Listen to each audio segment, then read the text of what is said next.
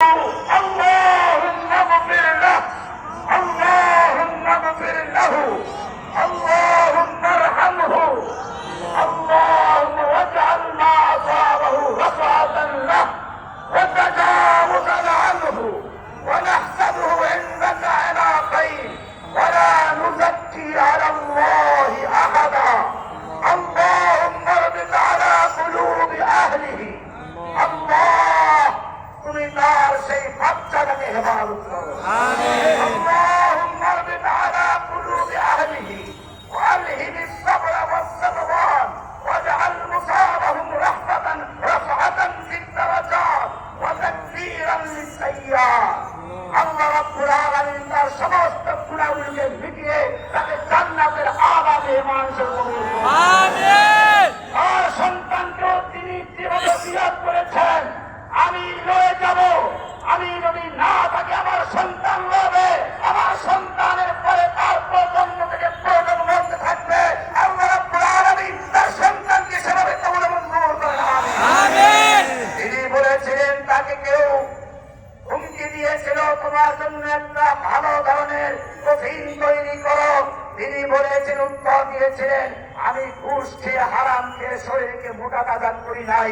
আমার জন্য উন্নত মানের কফিনের প্রয়োজন নেই সাদা কাফন হলেই চলবে আল্লাহ তুমি তোমার এই বান্দাকে কবুল করেছো আমরা আশা করি তুমি তাকে জান্নাতের আলা মুকাম নসিব করবে আমিন আমরা তার জন্য দোয়া করছি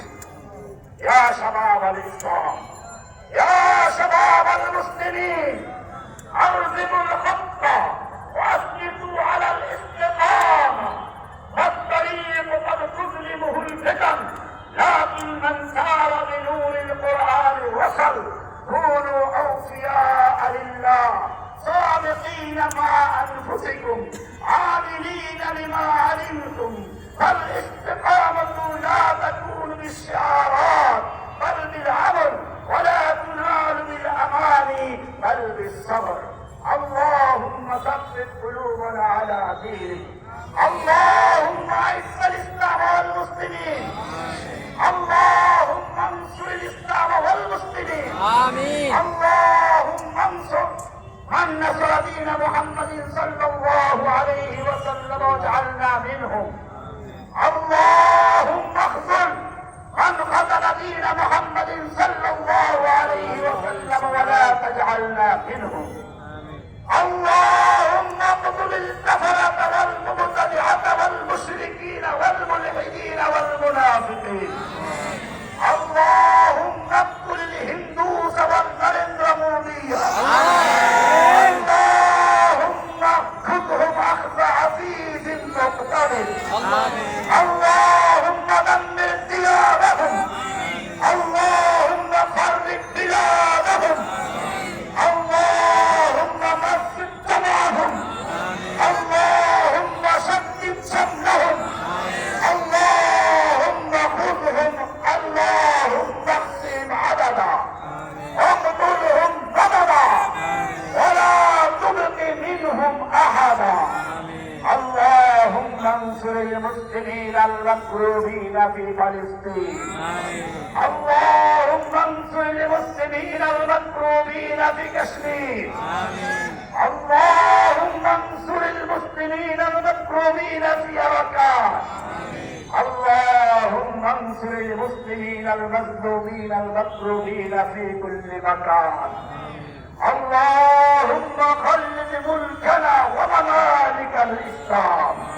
عباد الله رحمكم الله اذكروا الله يذكركم وادعوه يستجب لكم ولذكر الله تعالى أعلى وأولى وأعز وأجل وأهم وأتم وأكبر আজকের এই শাহবাগ চত্বরের নাম পরিবর্তন করে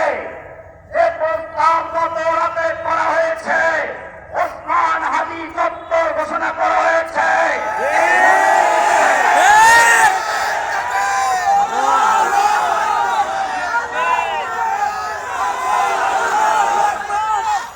আজকের এই ওসমান হাদি চত্বরে তোমার খুতবার মাধ্যমে